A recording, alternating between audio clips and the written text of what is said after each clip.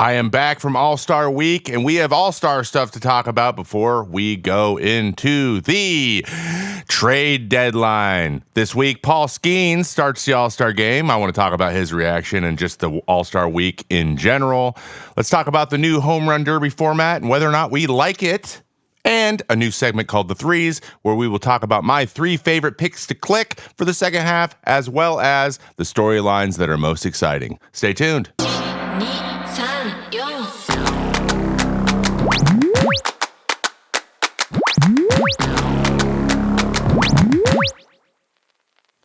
All right, welcome back to the show. Let's do some quick housekeeping and just get right into the old All-Star Game shenanigans, which I'm sure you've heard plenty about in the last few days. But I was there in person, and I want to talk about some of the things that I was thinking about on the very long plane ride there and back and everything in between.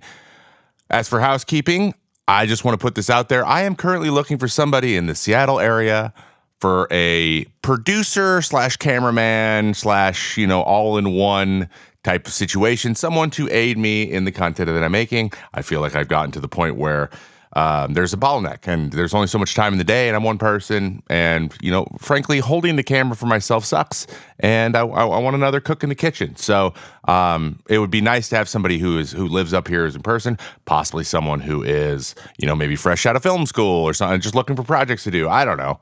Someone who thinks like that is interested in broadcasting. So if you know somebody, hit me up on Twitter, link it to me. You can hit me in the Discord, whatever. And that would be very helpful. Also, I'm very happy to, not necessarily announce, this has been out there for a while, but the next 4 Sundays, I will be commuting from sunny Seattle to sunny New York City, and I'm going to be doing Sunday night baseball, not the main broadcast, not the old, the K-Rod cast, if you will, but I will be Bayside, or I believe it's called Portside. I will be in studio with Mike Petriello and Kevin Brown, and we will be doing something called the StatCast. It will be on ESPN2 if you want to watch our rendition. Basically, we're going to go through the game. It's another way to watch the baseball game live, but it'll be a little bit more stats-oriented. So if you listen to my podcast, that might be something you're really interested in watching, as we will be doing a lot of the similar things, trying to give context. We just had our meeting today about the first broadcast, so it's going to be great. The thing I'm scared about is having to shut up. I prefer not to have commercial breaks, so I can just rant and stream of consciousness thing. So that's going to be my biggest thing. But I guess that's a good problem to have, right? So check that out on ESPN2 or on the ESPN Plus app. The broadcast, I believe, starts at 3:30 Pacific, 6:30 Eastern time, leading up to the game, which is at 7. And this week we have the Boston Red Sox going into LA to take on the Dodgers. It's going to be really interesting, really cool storylines going on with both teams. I'm really fired up. I'm so excited. I think it's going to be a blast, though I am red-eyeing in there. So if it looks like I was hit by a locomotive, that is why. And that's the housekeeping. Make sure that you check out the live show, which this week is going to be Friday, which is tomorrow, which is actually today. the day this is being released, you probably already missed the show. So next week, though, those 4 weeks where I am doing Sunday Night Baseball, the live show that is Mayday Monday will be Mayday Tuesday for 4 weeks, and it'll be at that 8 a.m. slot. That is Pacific time on Tuesdays instead of Mondays. So for the next 4 Tuesdays, expect that, but we have one this Friday as well. I don't know why I keep saying that. We missed it. And then obviously sub to this pod. Thank you so much. 5-star ratings wherever you can. Thank you so much again. And the newsletter's coming back with some interesting content as well. So if you haven't signed up for that, IamTrevorMay.com. You can sign up. It's really easy. It's just an email. It's free. So do it. And then sub to the YouTube channel. We all know about that. Okay, let's get right into the show. Paul Skenes started the All-Star Game. Well, we've talked about this a lot, okay? So this is our All-Star edition. But we've talked about Paul Skenes, at least on all of the other stuff that I've been on incessantly. I can't, not talk about Paul Skenes. He's been absolutely incredible. He was one of those, once-in-a-generation guys. So he's been a blast to watch. Frankly, him and Livy Dunn on the red carpet look like they just belonged. So that was pretty majestic as well. And I'll be honest, not all baseball players look like they belong on a red carpet. Those two do. And it's nice to have this kind of crossover of stuff. I don't know. I know there's going to be people like, I don't, well, it's not about that. But like, I think that is the way that the world is, the cross-pollination and the excitement and the people who we don't normally see in the baseball sphere being in the baseball sphere. I love that stuff. I think we should encourage it, and just enjoy all the new faces that we're seeing around because of it. But Ball Skenes getting the nod to lead off the game. Now, there was a lot of conversation. I know I'm a little bit late on this, but I like that they started him because you know what? I don't think it really matters. I don't think it matters one little bit who starts the All-Star game. The All-Star game doesn't really matter. We'll get into that in a moment. But it is genuinely for fun and just to show off your stuff. Whenever I was in a minor league All-Star game or a high school All-Star game or travel ball All-Star game, it was always about seeing how hard you could throw and trying to strike guys out. Like, that's always what it was always about, and that's also what it is about in the big leagues. And you're just not going to get stakes for your performance in a baseball game that's one game, because the nature of results in baseball are usually over time and not all at once. So you can't really do things like that. So the stakes are never going to be high, and because the stakes aren't that high, I'm good with it. Maybe it's making an All-Star game. No one remembers if you started the All-Star game or not. It's just whether or not you made it. So I don't think anyone else felt, guys that had been around a little bit longer who had maybe pitched just as good as he has or close to as good as he has, but for like 7 more starts. I don't think anyone really took it personally. I don't. If anything, they're probably like, yeah, sure, he can do it. I would love to watch him pitch, because then you get to watch him pitch before you're done, before you go out there. And most people just wanted to see him throwing. So I thought it was super cool that he got that opportunity. And of course, he went out and did what he does, throwing out a 0. But the interesting thing that happened was how he was told about this. So he's live on the Dan Patrick Show, which was a great interview. You should check it out. And Torey Lovullo, without telling him, showed up as like kind of a guest on the show and let him know that he was starting. And his reaction was, happy. He wasn't unhappy, but it was very like, cool. Like, just, yeah, cool. Like, very low key. And that got me thinking,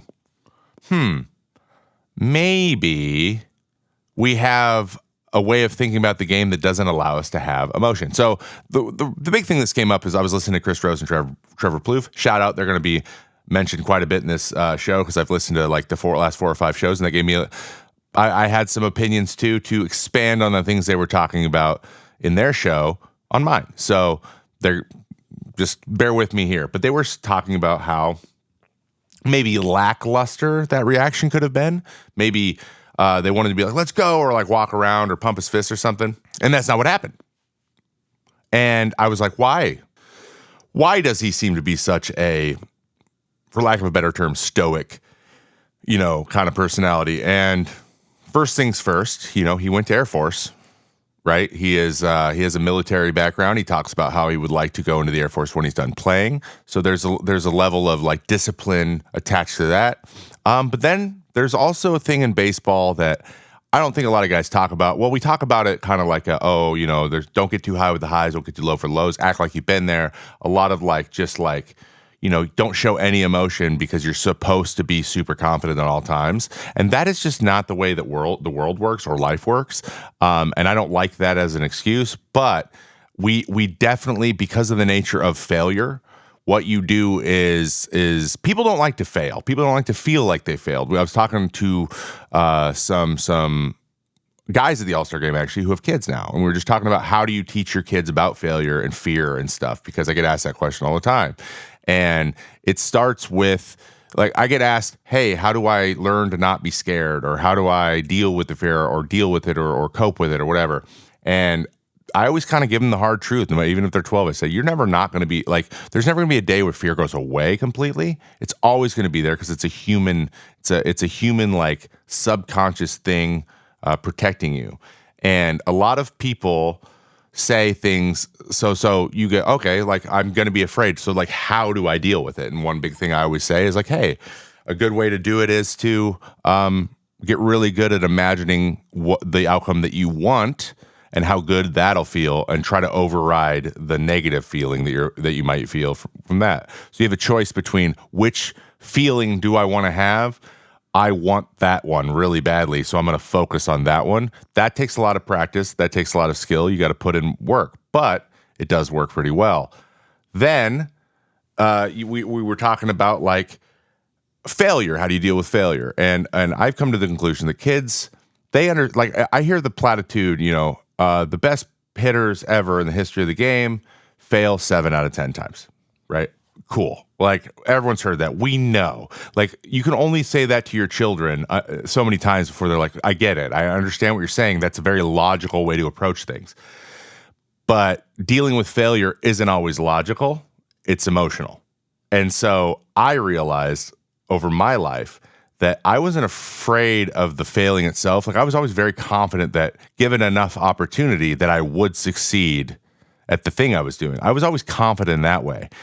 The problem was I didn't want to feel the feelings that were associated with failure. I didn't want to feel like a failure. I wasn't scared of the actual result. I was afraid of the feeling that came along with it because I feel feelings super strongly. So you learn that if you just avoid the feeling, that's the way you cope, and that isn't the way you cope. So to bring it all the way back to Paul, and this is not even probably what's happening, it just got me thinking about this subject. You learn to just never, if you don't show any highs, then maybe you won't show any lows. So if you don't get super pumped all the time when things go well, then maybe you won't get so upset when you fail. And that's not true, and it's no way to live your life, because I realized that I wasn't even allowing myself to enjoy the highs in order to try to avoid the lows, and then there was nothing.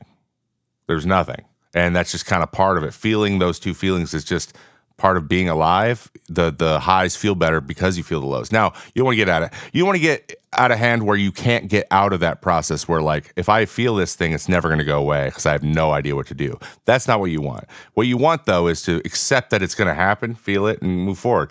And it's very interesting that he's very even keel, because that was probably what he was taught both by his military training and by the game of baseball. They have a lot of crossover. That's why there's a lot of guys that go to a military school and then play baseball. It's a pretty overlapping Venn diagram. And it was just something I thought was interesting to touch on and say, hey, why are baseball players like this? Because we learn at a very young age that everyone fails and you're supposed to just be okay with that. And the way that we learn to do that is to just try to white knuckle things and give the appearance that we're chilling and we're even the whole time.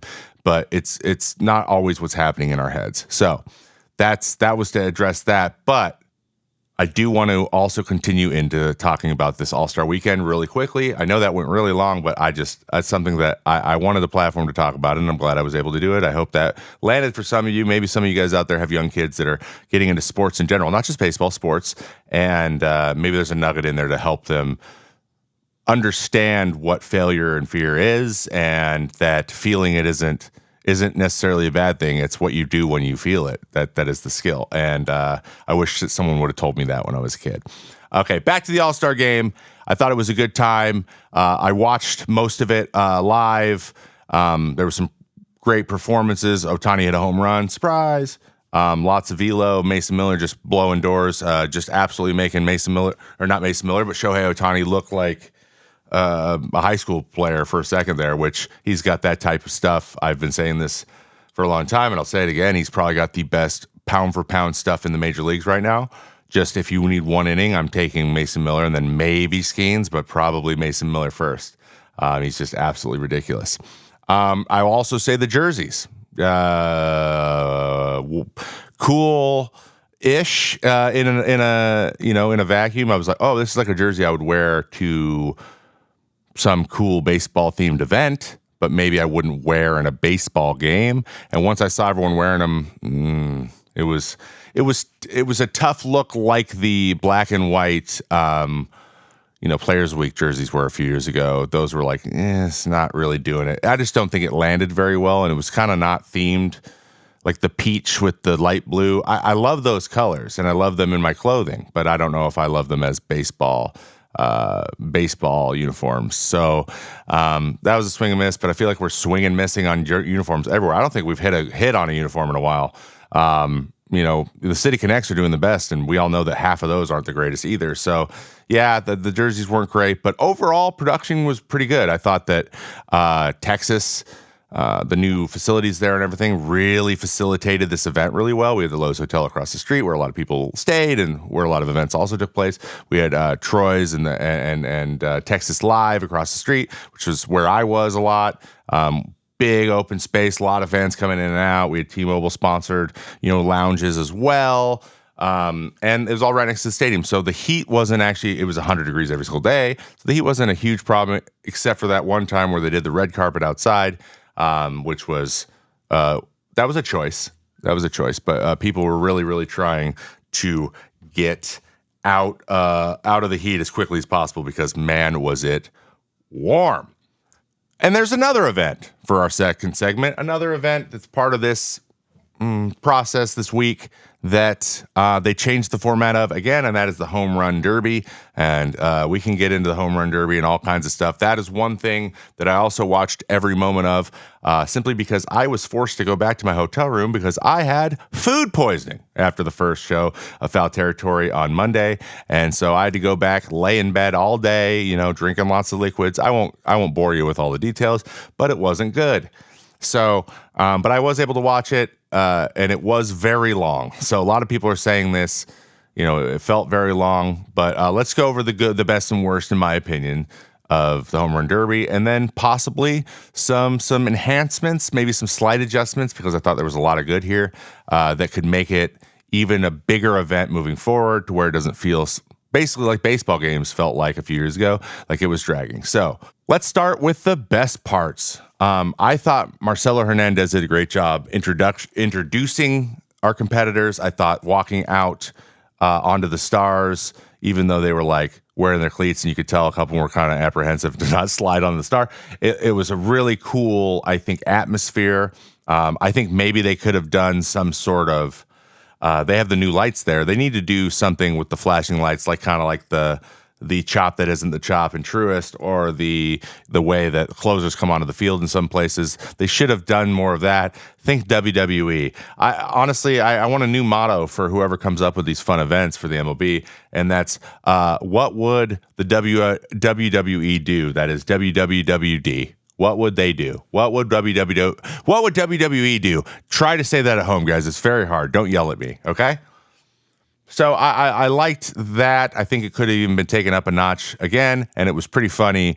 Eric Kratz, one of my buddies and my colleagues on the Foul Territory show, mentioned it was pretty funny. They were all in that little room at second base that wasn't very big, and they're pretty big dudes, so I can imagine how awkward that was. It's not like they had their own little rooms. It was probably just an open room, so that's funny to think about. But back to Marcelo. I thought Marcelo did a great job of really, getting loud, gussying up the introductions. I think he's a really funny guy. But the funniest thing he did, and I don't know if a lot of people saw this, but when he introduced Gunnar Henderson, I think that was the quote of the day.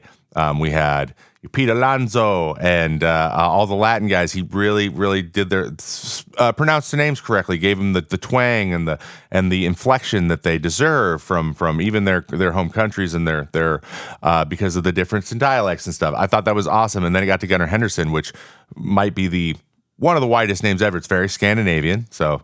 It's a very white name, and he goes, "If you can pronounce this next guy's name, congratulations, you speak English, Gunnar Henderson." And just said it super, like, kind of honestly, white bread with mayonnaise on it, which I thought was funny. It was a good time, and it was kind of subtle, and he threw it in there. It was very SNL. So, bravo, Marcelo. I saw it, and I want you to know that's an A+ job.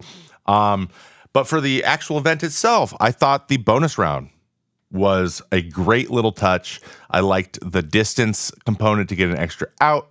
I think that having a round that doesn't have a lot of room for failure, but could technically go indefinitely if you played it right, is a great way to create tension. So they need to leave that. Whatever they change moving forward, they need to leave that function in, whether it's in a little bit of a different format. There needs to be an ending where you create kind of your base, like what number do you get to, and then how clutch do you need to be from then on.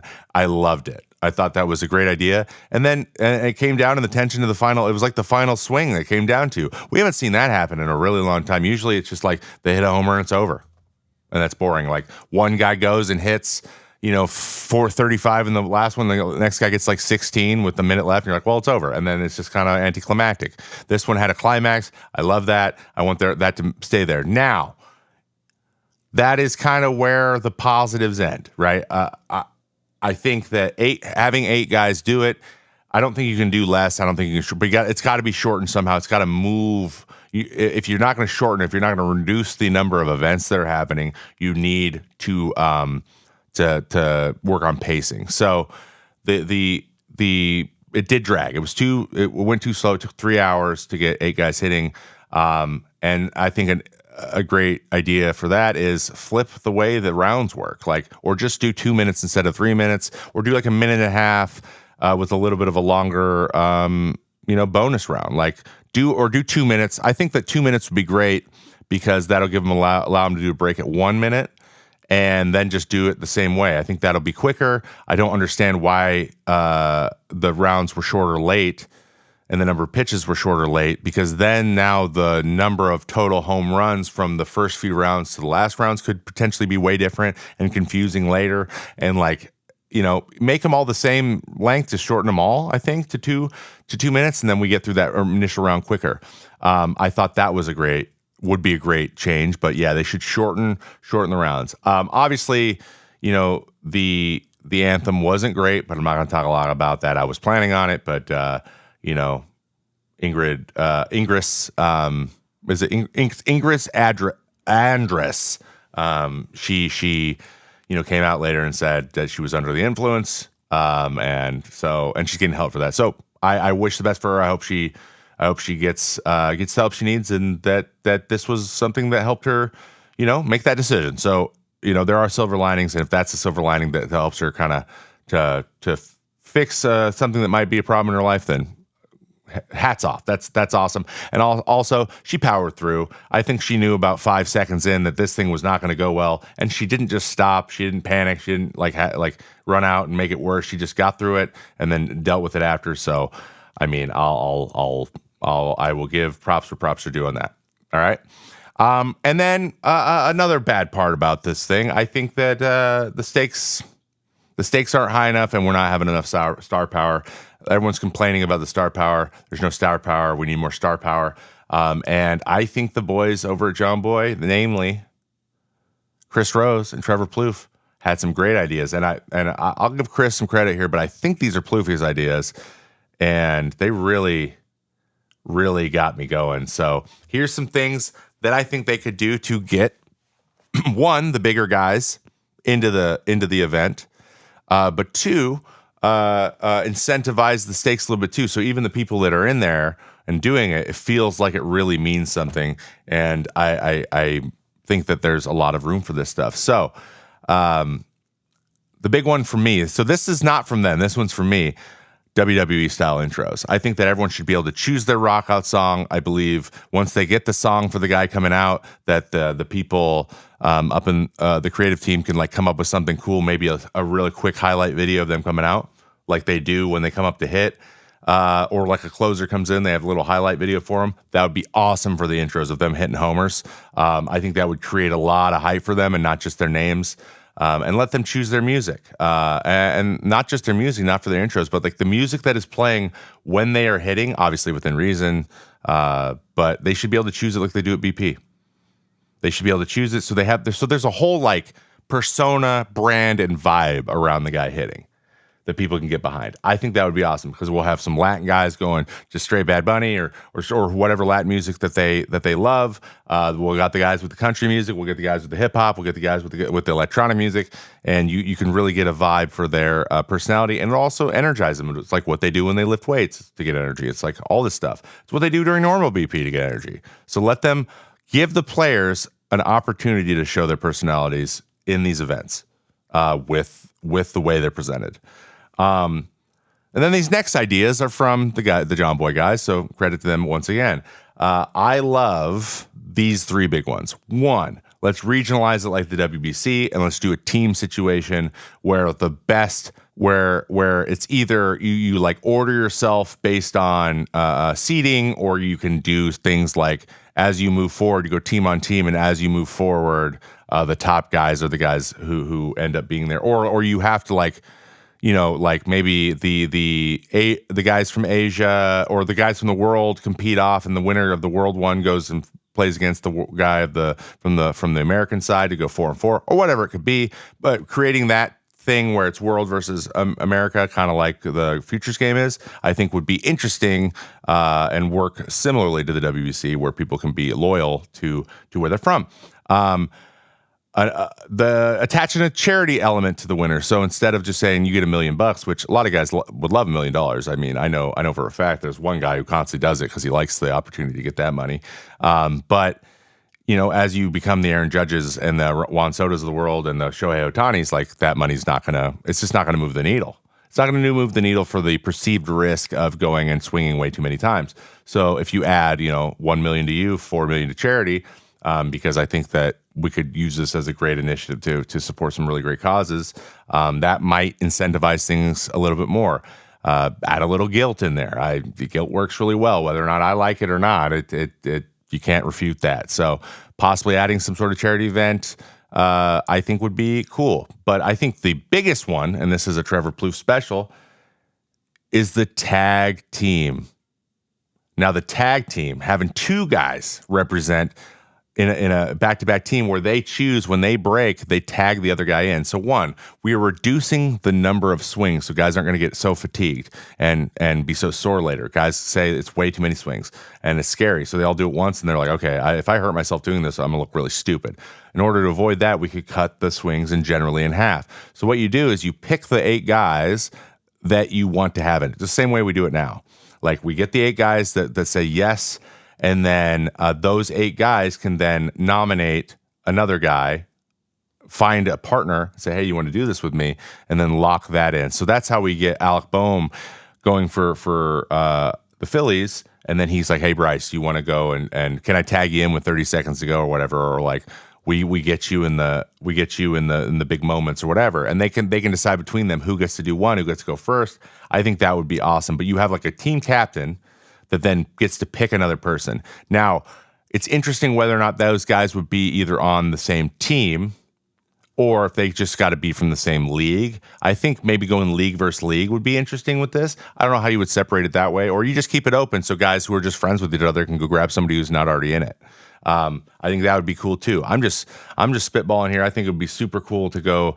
They can grab past winners to be their partner, and they can tag each other in at the breaks. I think that would be freaking sick. I don't see any reason that can't happen. And I think that guys like Bryce Harper and like Shohei Ohtani would be much more likely to do it if they knew they had way less swings and if they could go and do it with their buddy. And then we got these guys going. They got like handshakes. They choose their own music. They have like they're like duos coming out for what? Oh yeah, WWE. So we want a WWE duo situation. They could have costumes. They could do all kinds of stuff. It would be really cool. And now we're moving towards the Korea way of doing things. Like it's a big carnival. So I think that's just what people want. If the stakes of the game aren't going to matter in any way for the league or for the season, which there's no reason to do that, then you just gotta kind of make it so silly and fun that it's a spectacle to watch on its own. Savannah Bananas, man. That's all I gotta say. Look at them, look what they do, and look at the number of people that love that stuff. It's if you're not taking the lead from them, then I don't know what you're doing. And then the last thing I had, it was actually mine as well. I don't know how this got lost in here. It's in the wrong segment. But I thought it would be cool from a business standpoint to link some sort of like do a contest, right? Kind of like the bracket challenge during March Madness, where you can predict how the bracket breaks down. You can predict the number of homers hit in each round. And these aren't like betting for money. We could do it for kind of like guy steals a base, you get tacos from Taco Bell. Use your sponsors, see if the sponsors are willing to do some sort of cool. You get a bunch of discounts and a bunch of different things if you pick the right guy. So that fans have to choose a guy and they get something, whatever that is. That could be discounts on the app price, whatever you want to do. But like, make the fans choose a guy in order to receive something that immediately creates more stakes in it. Not just for the guy, but for the fans. And I think there's pretty smart business people over there at MLB and honestly in the PA. And honestly, there's a great way they can do a lot of these things where players get more, get benefits on the back end as well. And the league gets benefit of the increased engagement and, the sponsors get more engagement as well. So I think it's just a win-win-win, and that's something they could possibly do. But there's just room for all this stuff, and obviously there's lots of logistics involved, and it's hard to do, and sometimes there's no timelines, and sometimes, we don't know who's going to sponsor the thing till late. Whatever. I know all that stuff's in there, but something to think about. And I thought that I would love to watch that. And then you attach all my ideas that I've had, and we've talked about this a lot. I'm not going to talk about it again, but create the pitchers version of the darts tournament the same way that we're doing WWE style stuff for the hitters. I think all that stuff would land really well. It doesn't have to be that serious, and it can still be really competitive without being super serious. And I think that's what we should go for. And now finally, let's pop right in as baseball starts back up tomorrow. I believe one team plays tomorrow, or two teams. There's one game tomorrow, and then we're going into the weekend with some baseball being back. So let's talk about the threes. And let me start with my top 3 stories that are going to excite me the most for the second half. Number 1, every single time the Orioles and Yankees play for the rest of the season, I will be watching. Going into the year, I predicted an Orioles winning the division situation.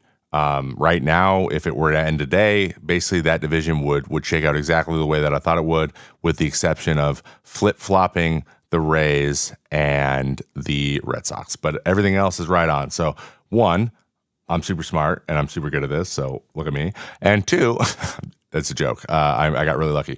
2, I think these two teams are two of the best put together teams with some of the biggest superstars, some of the best young guys with some of the best veterans that have been around, and I think it's just going to be a really fun time. And then you add in the fact that the last game before the break was the Orioles fending off a sweep by the team that was trailing them. With the way that last inning went, it's just so spicy now, and I'm super excited to watch it. The Corbin Burns matching up with Garrett Cole is going to happen at some point. Cole is getting better and better and better every time he takes the ball. So it's going to be a really interesting rest of the summer to see how the Yankees and the Orioles are going to shake out. That said, I don't think anyone's going to catch either one of them, even though the Boston Red Sox are they're not far out. They're only a few games behind those two. So who knows?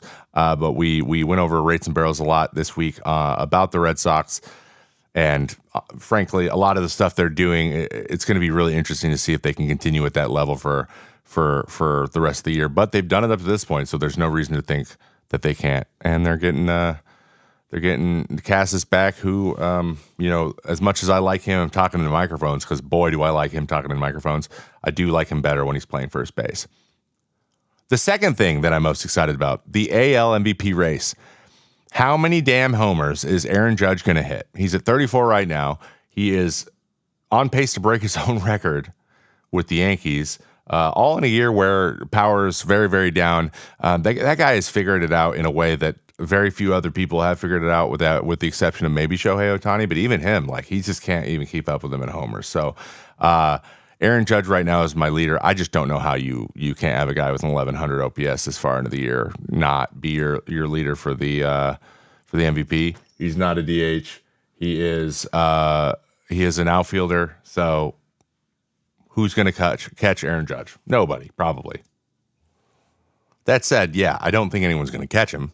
But the guys that could are the young buck shortstops. We got Bobby Witt Jr. or Gunnar Henderson. Gunnar Henderson's got 28 homers, so it's not like he's that far behind.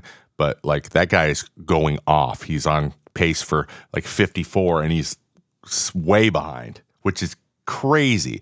But when you're a shortstop, you don't have to have pop like the 6'7" center fielder. So these two guys are in the top 5 percentile in hitting run value, in fielding run value, and in base run value, both of them. And to have two young shortstops that are both 22, 23 years old doing that in the major leagues is impressive. I think that it depends on how they go, and I think that Bobby Witt Jr. can take this thing as he is hitting 315, 320 range. He's hitting for high average. He's running. He's crazy good at shortstop. If the Royals end up getting into a playoff spot, getting a wild card spot, and then doing anything in the playoffs, if this is like them come back and they sneak in there at the end, I think I think Bobby Witt gets it in that situation because he's going to be the catalyst that does it. So he's got the best chance, I think, of catching Aaron Judge. That is barring injury. That's assuming all three of these guys stay healthy. Though I do believe Gunnar Henderson deserved to start at shortstop. So this is also funny and interesting. I think Bobby Witt's more of an MVP to his team, but that's just because his team's not as good as the Orioles. And it's crazy to think that a team being as good as the Orioles could hurt Henderson's chance of winning the MVP. But I think that's always been factored in. It's going to factor in this time too. So Aaron Judge definitely leading, and the other two are a little bit behind him. It's not as close as they were probably a month ago, but I think Bobby Witt's got the best chance of catching him, just based on the dynamics of the races. And third, for stories that excite me the most, the Dodgers are going to do in the starting pitching category. I just can't wait to see what they do. Also, I'm doing Sunday Night Baseball, like I mentioned earlier in the show, and I believe Dodgers are 2 of the games. So I'm going to have to super deep dive on these guys. But Glass now is technically still down, though. After talking to him at the All-Star Game, it seems like it was a precautionary thing more than anything, that it's not really a big deal, and he's just throwing like normal, like he only took a couple days off. So he should be back before we know it. We don't know about Yamamoto. The weird thing about him and Senga, frankly, is the Japanese guys with the shoulder stuff. We don't see a lot of shoulder stuff in America as much anymore because of our shoulder programs, the way we train ourselves to throw as much as we do, but it's more common with them. So you don't know how long that adaptation is going to take to do, and they're going to definitely take it slowly with them. So seeing what the Dodgers are doing in starting pitching, and then therefore what they might go trade for in the break is really interesting because of the nature of their team and the resources that they have, how they can do trades. It's going to be really and they're entertaining to watch how they make the decisions, because they're notorious for going out and trying to do some big stuff if they need to and they have the opportunity to do that, or staying pat and just kind of waiting for the next guys to come in. The trade deadline is going to be a weird one already, but I think the Dodgers are going to have an even weirder one possibly. And then my 3 for picks to click in the second half. These are guys that I think are going to make big impacts on their team and how those teams inevitably finish out their years. And number 1 on my list, and probably a surprise to very few people, Blake Snell. Blake Snell coming back. He has thrown so well recently. He had a no-hitter for a lot of his last start. He has been dominant for the last 12 innings he's thrown. He's looked really good. Probably 3 weeks ago now, I posted a breakdown of him in his season, like what he's doing, what he's doing well and what he's not doing well. And it basically came down to his ability to throw his breaking balls over the plate in quality spots for strikes and then expand them. And he was just expanding them and only using his fastball, and his changeup was his 4th pitch. So he was basically a 2-pitch pitcher throwing the ball up, which was locating the same it was last year in his Cy Young season, but his changeup was staying in the zone a little bit more, and he was rocking with his 1st and 4th pitch as his 2 pitches because the other 2 were just kind of being spit on and not as effective as he wanted them to be, even though he was still throwing them just as much. And then he commented on it, and he said, hey, he maybe thought I was being a little bit critical of him because obviously it's a TikTok video, and it was a minute and 20 seconds long, and I can't give all of the caveats that I gave when I would initially recorded it to say, hey, I know he knows these things, but I didn't include that in there because no one cares. So I think he knows that, but like what he did, he said, you have injuries, you got to get going, and spring training doesn't help, and you're not sharp, and that's why my breaking balls aren't going over. But I basically just said, hey guys, this is a prime example of him knowing exactly what's wrong and he just needs to feel healthy so he can make the changes. That's it. So like, let's let him get healthy, and when he does, don't be surprised if suddenly his stats start to show the improvement, and then he's back to old Blake. And judging by the last 2 starts and going into he's had extra time here and going into the break 2, which is only going to help. I think we're about to see we're going to see high quality Blake Snell for the Giants, which is really interesting because we're also expecting Alex Cobb and Robbie Ray to make an appearance as well. 2 guys, one guy that was really close to winning Cy Young, the other one won one. So this is veteran. I think that if they split, if those 2 guys produce one, like they're just one solid player worth of innings this year, I think the Giants are going to hang. They're going to hang around, and they're going to just be nipping at heels. They just need to score a few more runs, but that's pretty good front of the rotation there if they get some quality innings out of those. That's 3 guys that I want in the playoff series with Logan Webb, frankly. So Blake Snell, I think he's a pick to click. Number 2 for the Minnesota Twins, Pablo Lopez. And people are always all worried about him because he has 2 good starts, clunker, 2 good starts, clunker. So it's like shutout, 8-inning shutout, 5 runs in 5 innings, 2 runs in 6 innings, 5 2/3 shutout, 7-inning shutout, 6 runs in 4 innings. Like when you do that, you end up with a 5. You end up with a 5, but all of his underlying stats are almost the exact same they were last year, and they are solid. One thing that is different from year over year is his ability to locate his curve and his changeup. His changeup is his best pitch, and it's just kind of catching too much plate. It's just a couple inches too high regularly. You should have a higher cluster, just a little bit out of the zone. His is a little bit in the zone, and the curveball's kind of erratic. And he's throwing it in mid counts where it's getting hit harder than it normally would. So I think he's just trying to find when he wants to use these things because, frankly, though his velo is down a little bit and his fastball's not performing as well as it usually does, it is still one of his better pitches. But it is a dead zone fastball. He doesn't have a riding fastball. He doesn't have a heavy sinker either. He throws a forcing fastball that's just kind of average in the mid-90s. And he uses his improved command, his pacing, and his ability to throw a lot of different pitches to get lots of swings and misses. But his strikeouts are still up there. He's still striking out more than 1 an inning. He's not walking a ton of guys. So he's getting behind earlier in the year. He's still not walking them. And so, again, he's a guy with an adjustment or 2 adjustments away, just like how he's placing the curveball earlier in counts and then using the sweeper only. And from there, he's a tinker. He's a couple little sequencing changes away from being old last year, fighting for a Cy Young type of Pablo Lopez. I watched him pitch live in Seattle, though I take that with a grain of salt. Seattle's offense is its offense, but his thinking and the way he pitched, the mistakes he was making were few and far between. He was doing a good job. He did get beat a couple times on some clusters of mistakes, but then he got back going, and we saw what he usually does. So if you go check his Savant page, he's top 30% in pretty much everything still. Like he lines up as a well above average pitcher, and I think they're going to be able to count on him being an anchor as they move forward and try to solidify their spot in the playoffs this year for the AL. And they still are within striking distance of the Guardians, even though the Guardians are a very good team, and I don't see that happening because they're very well put together and they're not. They have had a lot of injuries, so they're lucky there. But they could, and if they do, he's going to need to be a big part of that. And then lastly, my pick to click, my third one, the number 3 of 3. He was a guy that I had in my list for the MVP going into this year, and that is Austin Riley of the Atlanta Braves. Austin Riley of the Atlanta Braves. He started really, really poorly. I think he really struggled. I think I saw a quote from him. No, I know I saw a quote from him at some point earlier in the year where he's talking about how he was kind of stuck between the slider and the fastball velocities. And that's something we talked about with Corbin Carroll earlier on an episode of the show as well, where he was stuck between the fastball up and away and the splitter velocities. Like things were like kind of getting away from him a little bit to where something's wrong with my swing to where I can't get either one of those pitches consistently, even though I'm getting them every once in a while.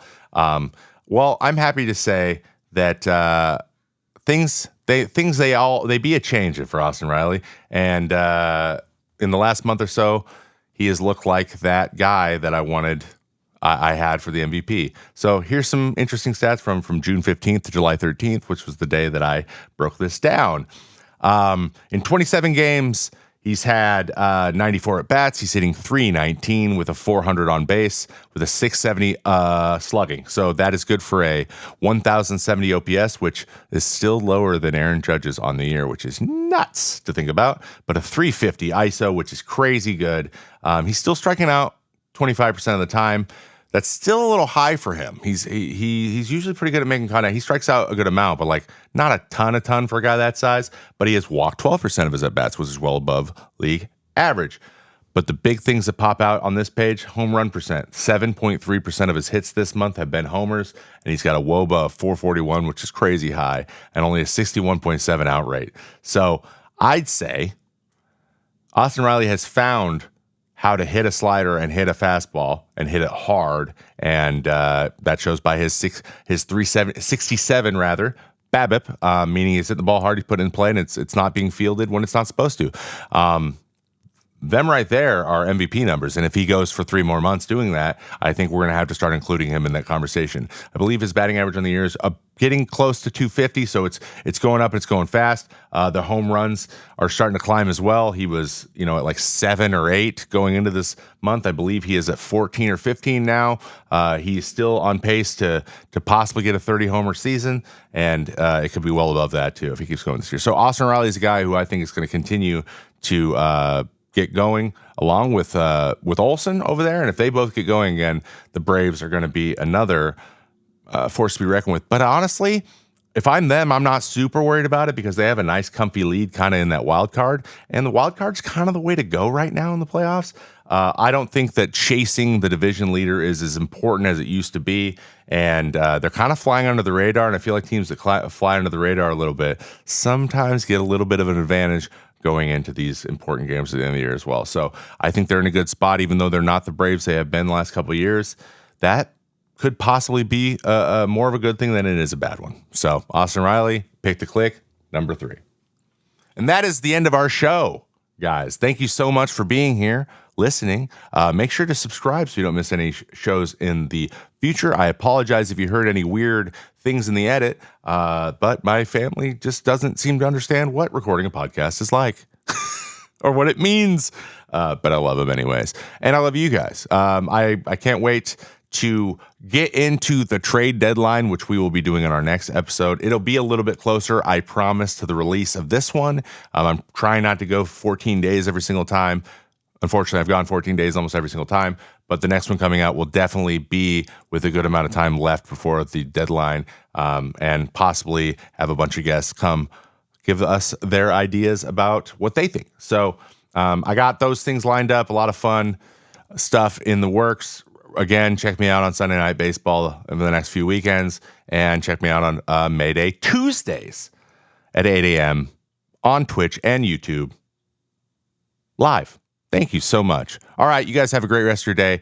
Make sure you drink your water. It is hot out there, and enjoy the weekend of baseball moving forward. It is second half Major League Baseball, and things are about to get spicy. See ya.